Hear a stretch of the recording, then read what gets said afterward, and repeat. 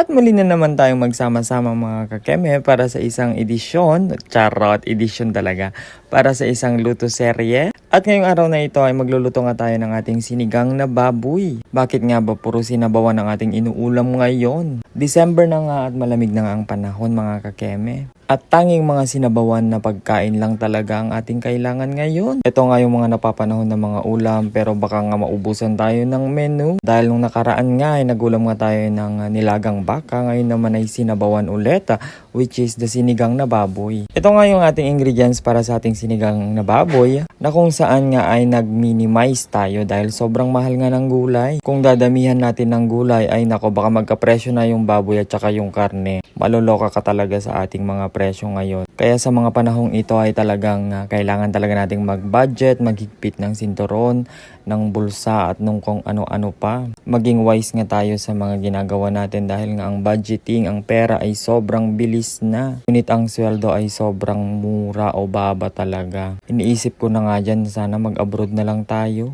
Pero saan nga tayo pupunta? Bakit ba tayo napunta kasi sa pag-a-abroad na yan? Dahil kasi sa hirap ng buhay. At ito na nga, niluluto na nga natin itong ating sinigang na baboy. At ako nga yung tipo na gusto ko sa sinigang ay sobrang asim. Kaya nilagyan ko yan ng sinigang at saka bunga ng sampalok na nabibili nga yan sa may bayan din. Wala na nga kasing sampalok tree dito. Wow, sampalok tree!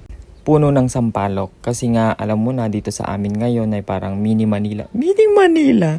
Yung tipong konti na lang yung space para tanim ng kung ano-ano. Yan ang ating ulam for today. Salamat mga kakeme!